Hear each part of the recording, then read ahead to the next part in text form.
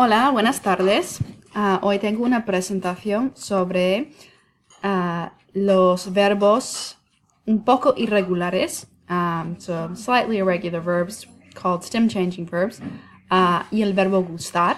But before we get into those, I want to do a quick warm up with las descripciones de las personas, los adjetivos sobre el físico y la personalidad. So in my face classes, I did this activity where they chose a person off of the screen and described the person without saying their name and had their partner guess. So I will practice that real quick with y'all. Esta persona tiene una barba muy grande, tiene pelo castaño y lleva una bandana. That was número 1. Tiene una barba muy grande, tiene pelo castaño y lleva una bandana. Ok, número 2.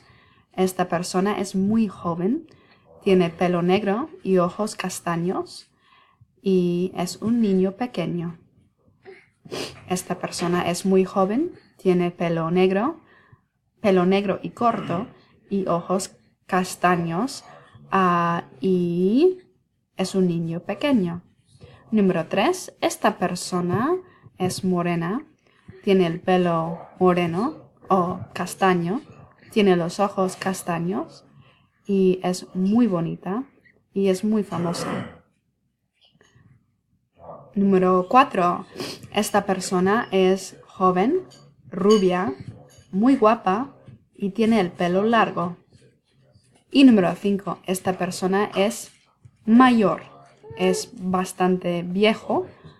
Este hombre es viejo, pero es guapo. Tiene un bigote y usa gafas. Usa lentes. Tiene el pelo canoso.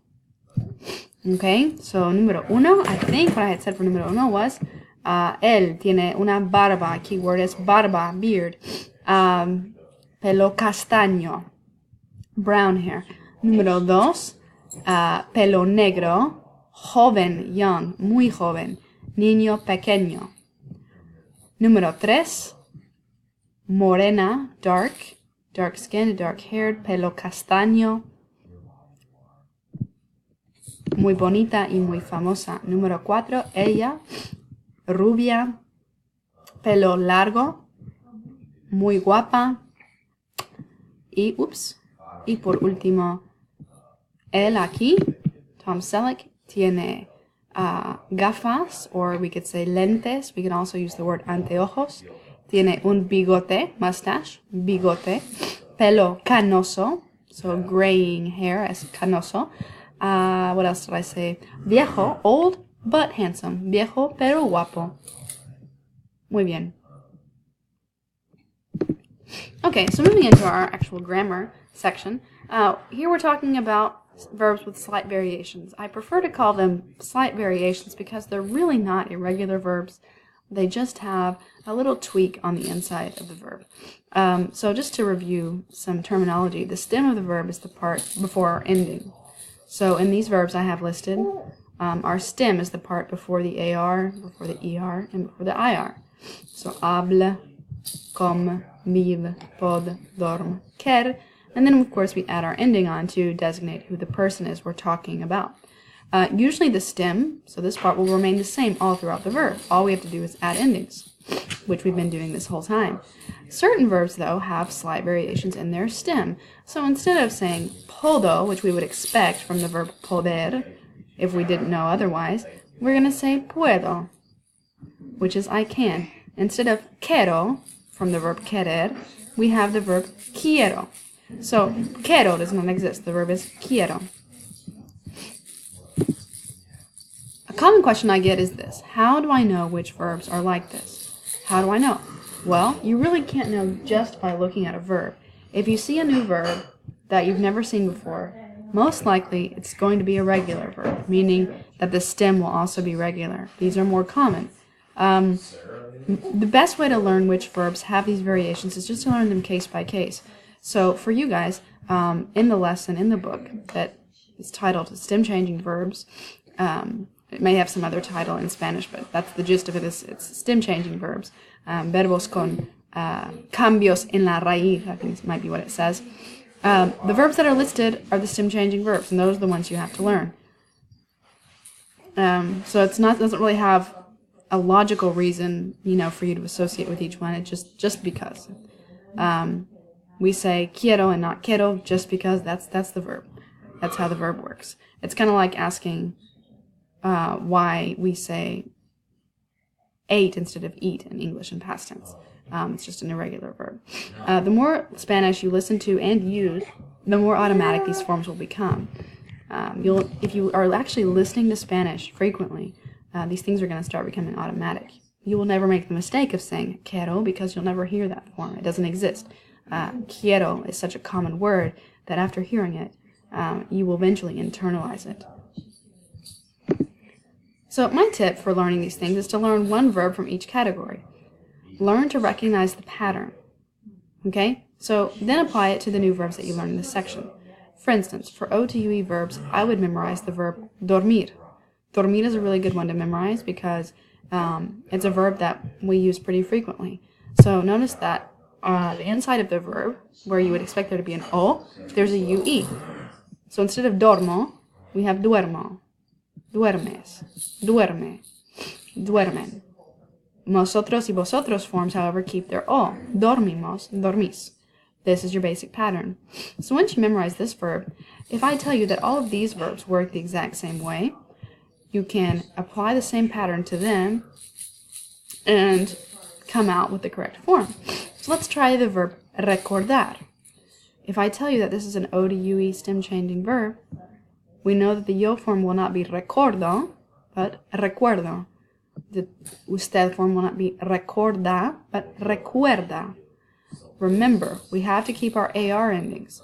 These have ER or IR endings, which is why we have E's on the end, but we're still going to keep in mind our regular AR verb rules here.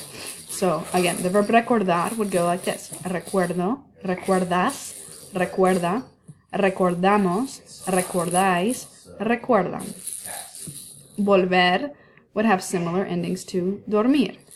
Instead of volvo, we'll have vuelvo. Vuelvo, vuelves, vuelve, volvemos, volvéis, vuelven. Notice I had volvemos and volvéis because it's an ER verb. Alright? So those are what we call our O to UE stem-changing verbs because the stem changes from O to UE. Now we have E to IE stem-changing verbs. These are verbs that, like the name indicates, they have an E in the stem, which changes to an IE. So again, instead of yo quiero, you have yo quiero.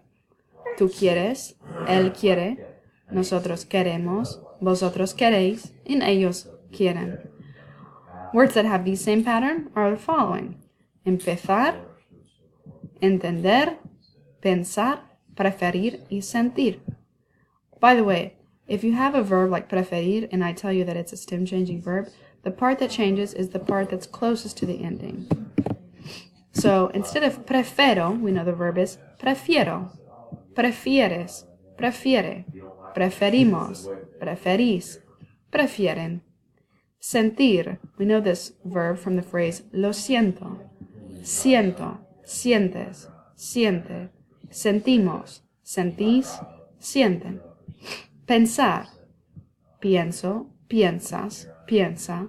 Pensamos, pensáis, piensan. Entender, entiendo, entiendes, entiende. Entendemos, entendéis, entienden.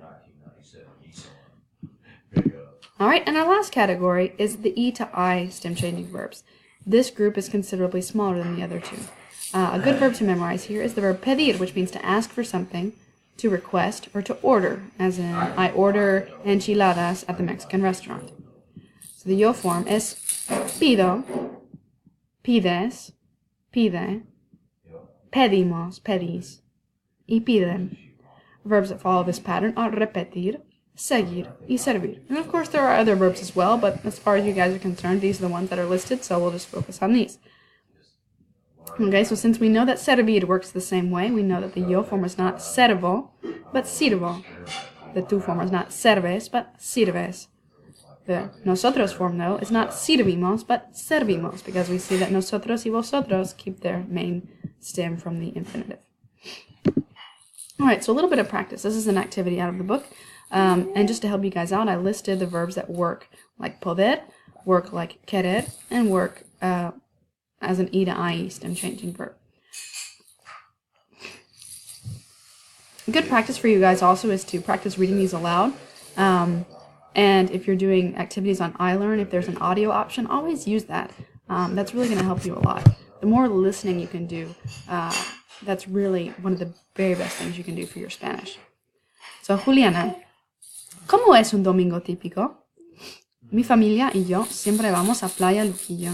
Tú, blank, Playa Luquillo, ¿verdad? Okay. So you blank. First thing we want to make sure is that you know the meanings of all these verbs. Almorzar is to eat lunch. Contar is to count. Dormir is to sleep. Entender is to understand. Jugar is to play. Pedir is to order or ask for. Querer is to want. And recordar is to remember. Which is the only one that makes any sense in this context?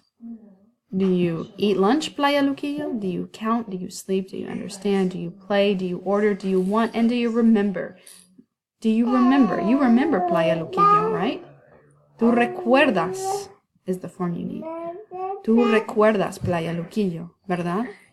Claro que sí. Of course I do. Es una playa muy bonita.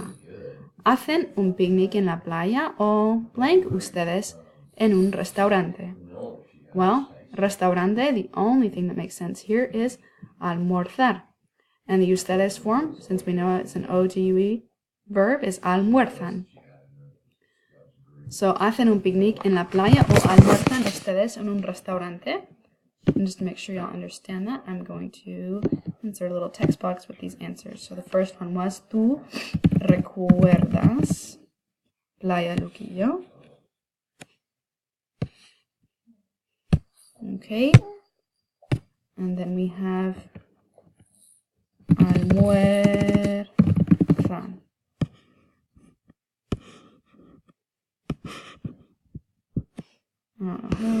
There we go.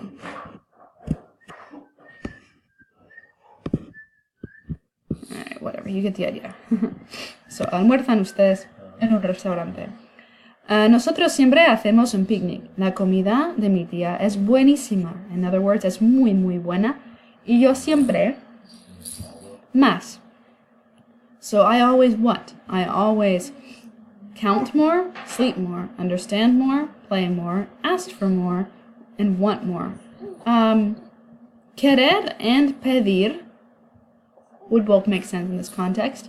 I have a feeling, though, that pedir is going to be the better answer here. So I always ask for more, referring to la comida. So yo siempre, el verbo pedir en la forma de yo es pido. Yo siempre pido más. Y después de comer, los adultos blank la siesta. So the adults take a nap. We actually have a phrase in Spanish we can use. We can use the verb dormir with la siesta. Los adultos duermen la siesta. Y los niños blank al fútbol.